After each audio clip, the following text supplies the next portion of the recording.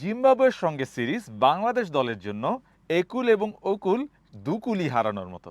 Series জিতলে সবাই বলবে জিম্বাবুয়ের সঙ্গে সিরিজ জিতে প্রাপ্তির কি আছে, বিশ্বকাপ প্রস্তুতি বা কতটা হয়েছে, আর হেরে গেলে সমালোচনা তো হবেই। সেই সিরিজটি মাত্রই শেষ হলো, কিন্তু বাস্তবতা হচ্ছে এই জিম্বাবুয়ের সঙ্গে সিরিজের পরেই বাংলাদেশ বিশ্বকাপের উদ্দেশ্যে যুক্তরাষ্ট্রের রওনা দেবে এবং সেখানে যুক্তরাষ্ট্রের বিপক্ষে এবং বিশ্বকাপের আগে কিছু গা গরমের ম্যাচ খেলার পর বাংলাদেশকে বিশ্বকাপের মূল লড়াই নেমে যেতে হবে। এখন প্রশ্ন হচ্ছে জিম্বাবুয়ের সঙ্গে সেই সিরিজ দিয়ে বিশ্বকাপের প্রস্তুতি কতটা হলো এবং এই সিরিজ শেষে বাংলাদেশ দলের টিম ম্যানেজমেন্টের সামনে প্রশ্নগুলো কি কি। জুবায়ের তানিন এবং আমি অমলান মোস্তাকিম হোসেন আজকে সেই উত্তরগুলি একটু খোঁজার চেষ্টা করব।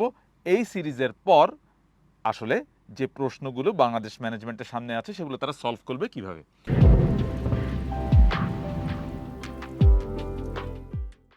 প্রথম সমস্যা বাংলাদেশ টিম ম্যানেজমেন্টের জন্য এই মুহূর্তে পেস বোলিংয়ের 4 নাম্বার স্পট। কি হবে পেস বোলিংয়ের 4 নাম্বার স্পট? আমরা দেখেছি বাংলাদেশ দল এই সিরিজে বেশ কয়েকজন প্লেয়ারকে ঘুরিয়ে ফিরিয়ে খেলেছে। মুস্তাফিজ পরে ফিরিয়েছেন, তাসকিন আহমেদ শেষ ম্যাচটা ছাড়া তিনি মোটামুটি রেগুলার খেলেছেন, শরীফুলকে রেস্ট দেওয়া হয়েছে মোটামুটি কিছুটা, তানজিম সাকিব, সাইফুদ্দিন তারা মোটামুটি রেগুলার খেলেছেন। কিন্তু বাস্তবতা হচ্ছে তাসকিন, মুস্তাফিজ এবং শরীফুল বিশ্বকাপে নিশ্চিতভাবে যাচ্ছেন যদি না চোটের কোনো সমস্যা হয়। তার বাদে হয়তো একজন পেসারের সুযোগ মিলতে পারে, সেটা হতে পারে তানজিম সাকিব অথবা সাইফুদ্দিন। কে হবেন সেই সৌভাগ্যবান, নাকি দুজনই সুযোগ পাবেন? তবে দুজনের সুযোগ পাওয়াটা সম্ভবত একটু আনলাইকলি।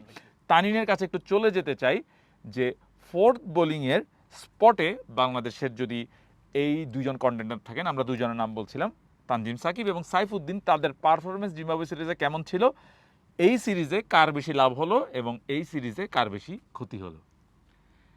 আমরা জানি সাইফুদ্দিন একটা লম্বা সময় খেলার বাইরে ছিলেন, ইনজুরিতে ছিলেন, তারপর সর্বশেষ বিপিএল, এরপর ডিপিএল দিয়ে তিনি ন্যাশনাল টিমে ব্যাক করেছিলেন। শুরুটা বেশ ভালোই হয়েছিল, 4 ওভারের একটা স্পেল করে 15 রানে দিয়ে 3 উইকেট নিয়েছিলেন। কিন্তু এর পরে যত ম্যাচ গেছে তার উইকেট পেয়েছেন একটা ম্যাচে, 4 ম্যাচ শেষে তার উইকেট 8টা, কিন্তু তার যে রান লিক করার টেন্ডেন্সি সেটাই আসলে একটা প্রশ্ন তুলে দিচ্ছে সাইফুদ্দিনকে আসলে শেষমেশ বিশ্বকাপ স্কোয়াডে নেওয়া হবে কিনা। অপরদিকে তানজিম সাকিব এই সিরিজে খেলেছেন মাত্র 2টো ম্যাচ, তিনি কেমন করলেন এই মুহূর্তে আপনারা স্ক্রিনে দেখতে পাচ্ছেন। জিম্বাবুয়ে সিরিজে এই দুই পেসার কে কেমন করলেন। শুরুতে শুনছিলেন সাইফুদ্দিন ফার্স্ট ম্যাচে বেশ ভালো বল করেছিলেন, 4 ওভারে 15 রান দিয়ে 3 উইকেট নিয়েছেন। সেকেন্ড ম্যাচটা তার একটু খরুচে, 4 ওভারে 37, একটা উইকেট পেয়েছিলেন। থার্ড ম্যাচটাতে 3টা উইকেট পেয়েছেন, কিন্তু রান দিয়েছেন 42। তো আজকের ম্যাচটাতে রীতিমতো উদার হস্তে রান বিতরণ করেছেন তিনি, 4 ওভার বল করে 55 রানে 1 উইকেট, মানে অলমোস্ট 14 করে ওভার প্রতি তিনি রান দিয়েছেন। আর তানজিম সাকিবের 2টো ম্যাচের পারফরমেন্সের দিকে যদি তাকাই আমরা, থার্ড আর ফোর্থ ম্যাচটা তিনি খেলেছেন। থার্ড ম্যাচে তিনি 4 ওভারে বেশ ইকোনমিক্যাল একটা বোলিং করেছেন, 4 ওভারে 26 রান দিয়ে একটা, কিন্তু ফোর্থ ম্যাচটাতে তিনি আসলে একটু খরুচে বোলিং করেছেন, 4 ওভারে 42 দিয়ে কোনো উইকেট পাননি, উইকেটহীন ছিলেন। তো এই ছিল দুই পেসারের জিম্বাবুয়ে সিরিজের পারফরমেন্স। এই ক্ষেত্রে আমার মনে হয় সাইফুদ্দিন হয়তো একটু এই আপার হ্যান্ডে থাকতে পারেন, যেহেতু উইকেট বেশি পেয়েছেন আর তার ব্যাটিং এবিলিটিও আছে, ব্যাটিং অর্ডার নিচের দিকে যেতে পারে, একটু ব্যাট চালাতে পারেন বলে সেক্ষেত্রে আমার মনে হয় সাইফুদ্দিন এই জায়গাটাতে একটু এগিয়ে আছে। হ্যাঁ, তানিনের কথা সূত্র ধরে বলতে হয়। তবে আমার যে প্রশ্নটি, সাইফুদ্দিনের ডেথ বোলিং নিয়ে মূল সংখ্যাটা, ডেথ বোলিংয়ে সাইফুদ্দিন শুরুতে মোটামুটি বল করলেও ডেথ বোলিংয়ে তিনি প্রচণ্ড খরুচে ছিলেন। আমার মনে হয় এই ব্যাপারটা তার বিপক্ষে যাওয়ার একটা সম্ভাবনা আছে।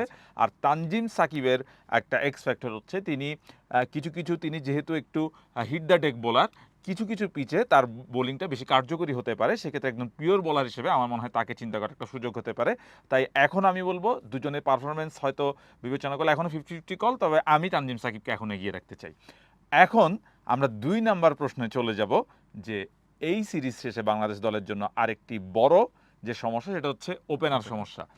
ওপেনিংয়ের যে ব্যাপারটা আসলে আমরা দেখতে পেয়েছি এই সিরিজে, বাংলাদেশ দল 5টা ম্যাচে একজন মোটামুটি ফিক্স ছিলেন তানজিদ হাসান তামিম, এর বাইরে লিটন দাস এবং সৌম্য সরকার, তারা খেলেছেন প্রথম 3 ম্যাচে লিটন এবং পরের 2 ম্যাচে সৌম্য।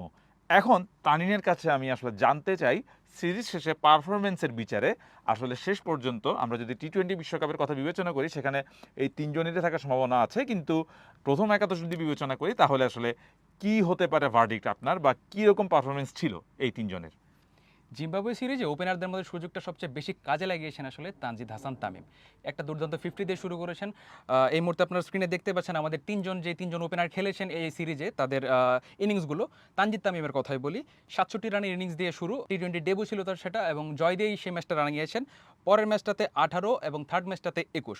ফোর্থ ম্যাচের কথা যদি বলি, সৌম্যর সাথে একটা 101 রানের দারুণ একটা জুটি হয়েছিল, সেখানেও 50 পেয়েছিলেন। তবে আজকের ম্যাচটাতে তেমন রান করতে পারেনি, সিঙ্গেল ডিজিট আউট হয়েছেন, মাত্র 2 রান করেছেন। আর লিটন দাসের ব্যাটিংয়ের যে একটা দুরবস্থায় যাচ্ছে, আসলে একটা বাজে ফেজি যাচ্ছে তার ক্যারিয়ারের। 1 রানের ইনিংস দিয়ে তার এবারে সিরিজটা শুরু। সেকেন্ড ম্যাচটাতে করেছিলেন 23, আর থার্ড যে ম্যাচটা ড্রপ হওয়ার আগে যে ম্যাচটা খেলেছেন সেটাতে খেলেছিলেন 12 রান ইনিংস। শেষ 2 ম্যাচের জন্য সৌম্য ফিরেছিলেন এবং শুরুটাও তিনি বেশ দারুণভাবেই করেছিলেন। শুরুতে শুনছিলেন আমরা তানজিদ তামিমের সাথে 101 রানের একটা জুটি তারা গড়েছিলেন। সেই জুটির পথে সৌম্যর ছিল 41 রানের একটা ইনিংস। আজ অবশ্য ভালো করতে পারেনি, 7 রানের ইনিংস খেলে আউট হয়ে গিয়েছেন সৌম্য। তো তানিনের কথা থেকে আসলে আমরা যেটা বুঝলাম যে তিনজন মোটামুটি তিনজনের মধ্যে তানজিদ তামিম ডেফিনেটলি তিনি টি-20 বিশ্বকাপে প্রথম একাদশে থাকার ব্যাপারে এখন সবচেয়ে জোরালো দাবি জানাবেন। তবে লিটন এবং সৌম্য তিনি যদি খেলেন শেষ পর্যন্ত লিটন বা সৌম্যর যে কোনো একজন, যদিও আজকে নাজমুল হোসেন শান্ত সংবাদ সম্মেলনে বলেছেন তিনজনই হয়তো প্রথম একাদশে থাকতেও পারেন, তবে আমার মনে হচ্ছে এটা বেশ আনলাইকলি, কারণ তিনজনকে রাখলে টিম কম্বিনেশন আসলে মেলানো খুব কঠিন হবে। এবং সবচেয়ে বড় কথা, লিটন এবং সৌম্য কেউই যে খুব ফর্মে আছে সেটা আসলে বলা মুশকিল। সৌম্যর বোলিং এবিলিটিটা হয়তো বাংলাদেশ একটু বাজিয়ে দেখতে চায়, সেক্ষেত্রে তার একটা সম্ভাবনা আছে। তবে লিটনের এই মুহূর্তে যে রান খরা চলছে, তার একাদশে থাকাটা আসলে আমার মনে হয় বেশ আনসার্টিন। তিনি হয়তো বিশ্বকাপে যাবেন, যদি না খুব বড় কোনো বিস্ময় না ঘটে তিনি বিশ্বকাপে হয়তো যাবেন, কিন্তু তিনি যে অবস্থা এখন তার কারেন্টলি অবস্থা, তার একাদশে ফেরাটা একটু কঠিনই হয়ে গেছে বলে আমার ধারণা। এখন আমরা এই সিরিজের 3 নম্বর প্রশ্নে চলে আসতেছি, সেটা হচ্ছে অধিনায়ক নাজমুল হোসেন শান্তর ব্যাটিং। এটা আসলে প্রশ্ন না বলে একটা সংকট বলা যায়, কারণ প্রথম কথা শান্ত অধিনায়ক, তিনি অটোমেটিক চয়েস, তাকে দল থেকে বাদ দেওয়ার উপায় নেই।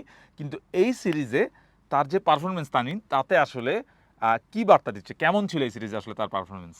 এই সিরিজে শান্তর পারফরমেন্স আসলে খুব আশাব্যঞ্জক নয়। তিনি যে ক্যালিবারের ব্যাটার সেটার আসলে বলতে গেলে ছিটে ফোটাও সেভাবে দেখা যায়নি। এই মুহূর্তে আপনার স্ক্রিনে দেখতে পাচ্ছেন শান্তর এই সিরিজের 5টা ব্যাটিং ইনিংস, হাইয়েস্ট ইনিংস ছিল 36 রানের, যেটা লাস্ট টি-20তে তিনি খেলেছেন। আর একটু স্পেসিফিক করে যদি বলি, তার টি-20তে ইন্টারন্যাশনাল টি-20 তার লাস্ট 50 ছিল 7টা ইনিংস আগে। তো ক্যাপ্টেনের ফর্ম অবশ্যই একটা কনসার্ন টিমের জন্য, স্পেশালি বিশ্বকাপ যখন নকিং অন দ্য ডোর। শুরুতে যেটা আপনারা শুনছিলেন, এই প্রশ্নের শুরুতে আপনারা যেটা শুনছিলেন, শান্তর এই ব্যাটিংয়ের ফর্ম, এই যে একটু রান খরায় ভুগছেন লিটারেলি, সেটা একটা সংকটের অবশ্যই কারণ।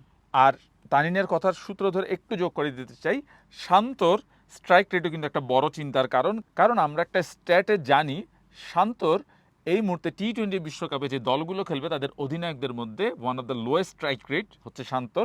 তিনি কিন্তু একজন পিওর ব্যাটার এবং তার ইন্টারন্যাশনাল আমার মনে হয় তার যতটা রান তার চেয়ে তার টি-20 অ্যাপ্রোচটা নিয়ে আমার মনে হয় তুলনামূলকভাবে বেশি প্রশ্ন উঠবে, কারণ ঠিক টি-20 সুলভ ব্যাটিংটা তিনি আসলে করতে পারছেন না। আজকে মোটামুটি একটা সময় মনে হয়েছে যে একটু রিদমে ছিলেন, কিন্তু শেষ পর্যন্ত সেটাকে তিনি বড় করতে পারেন। একটা 6 মারার পরে কিন্তু আমরা দেখেছি তিনি আউট হয়ে গেছেন, যদি একটা সময় মনে হয়েছে বেশ ভালো খেলছিলেন। তাই শান্তর জন্য একটা বড় সমস্যা হবে টি-20 সুলভ ব্যাটিংটা করা এবং 3 নাম্বারে নেমে, এটা সবচেয়ে ক্রুশাল পজিশন টি-20-র সবচেয়ে ক্রুশাল পজিশন আমার মধ্যে 3 নাম্বার, কারণ এই পজিশনে যদি দলকে মোমেন্টাম এনে দিতে না পারেন তাহলে সে বাংলাদেশ দল অনেকটাই পিছিয়ে যাবে এবং এখানে আসলে শান্তর জন্য একটা বড় পরীক্ষা, বড় চ্যালেঞ্জ অপেক্ষা করছে টি-20 বিশ্বকাপে। এখন 4 নম্বর প্রশ্নটা যেটা বাংলাদেশ দলের জন্য, সেটা হচ্ছে সাকিব আল হাসানের ব্যাটিং অর্ডার এবং পুরো বাংলাদেশ দলের জন্য সেটা আসলে একটা, আমি বলবো একটা আসলে পাজল তৈরি করেছে। সেই পাজলটা আসলে কীরকম? সাকিব আল হাসান এই সিরিজে আমরা দেখেছি প্রথম 3 ম্যাচে তিনি ছিলেন না, এরপর তিনি লাস্টের 2 ম্যাচের জন্য এসেছেন। তিনি দলে আসার পর বাংলাদেশ দল এই লাস্ট 2 ম্যাচে বিভিন্ন রকমের ডিফারেন্ট ব্যাটিং কম্বিনেশন ইউজ করেছে। এখন তানিনের কাছে আমি জানতে চাই, সাকিব যখন এসেছেন এবং সাকিব যখন ছিলেন না, এই ম্যাচগুলোতে বাংলাদেশের মিডল অর্ডারের আসলে ব্যাটিং কম্বিনেশনটা কেমন ছিল এবং এটা আসলে কতটা চেঞ্জ হয়েছে লাস্টের 2 ম্যাচে? সাকিব আসার পর বেসিক্যালি দুজন ব্যাটসম্যানেরই ব্যাটিং অর্ডারটাতে একটু না অনেকখানি ইফেক্ট পড়েছে, জাকের আলী অনেক আর মাহমুদুল্লাহ রিয়াদ। সাকিব আসার আগে জাকের আলী ব্যাটিং করেছিলেন 5 নম্বরে সাকিব আসার আগ পর্যন্ত, আর শেষ 2টা ম্যাচে তিনি ব্যাট করেছেন 6 আর 7 নম্বরে। আর রিয়াদের ব্যাটিং অর্ডারের কথা যদি বলি, প্রথম ম্যাচে তাকে ব্যাটিং করতে হয়নি, ব্যাটাররা এমনিতেই ম্যাচ জিতিয়ে দিয়েছিল। 3 ইনিংসের মধ্যে 2টাতে তিনি ব্যাট করেছেন 6, সাকিব আসার পর একটা ম্যাচ তিনি খেলেনি, 4th ম্যাচটাতে তাকে আসলে বিশ্রাম দেওয়া হয়েছিল। আজকে যে ম্যাচটা হলো সেটাতে খেলেছেন 5-এ, সাকিব নেমেছিলেন 6। সাকিবের অর্থাৎ সাকিবের 2টা ম্যাচের ব্যাটিং অর্ডার যদি আমরা বলি, তিনি প্রথম ম্যাচে নেমেছিলেন 5-এ, শেষটা লাস্টেরটাতে খেলেছেন 6।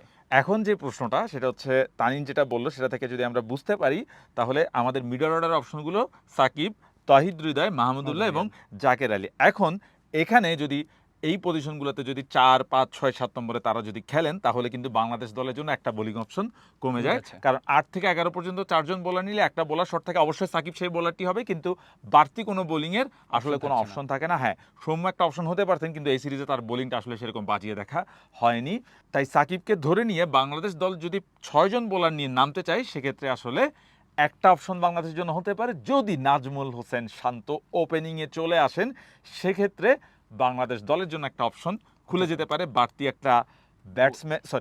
বাড়তি একটা বোলারের অথবা অলরাউন্ডারের অপশন। সেক্ষেত্রে হয়তো শেখ মেহেদী, সাইফুদ্দিন, তানজিম সাকিব বা অন্য যে কেউ সেই পজিশনে আসতে পারেন। কিন্তু এছাড়া আসলে বাংলাদেশ দলের জন্য বোলিং অপশনটা আসলে একটু কম হয়ে যাচ্ছে, সেটা একটা চিন্তার কারণ হতে পারে। এটা একটা বড় প্রশ্ন, সলভ করতে হবে টিম ম্যানেজমেন্টকে। বিশ্বকাপে ব্যাটিং অর্ডারটা আসলে বাংলাদেশে কেমন হবে এবং অবশ্যই সাকিব আসলে কত নম্বরে ব্যাট করবেন সেটার উপর দলের স্ট্র্যাটেজি, দলের কৌশল অনেক কিছু ডিপেন্ড করবে।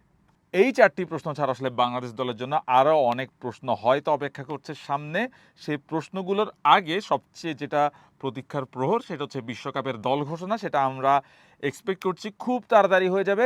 সেই দল নিয়ে অ্যানালাইসিস করব আবার আমরা। ততক্ষণ পর্যন্ত প্যাভিলিয়নের সাথেই থাকুন। সবাইকে অনেক অনেক ধন্যবাদ।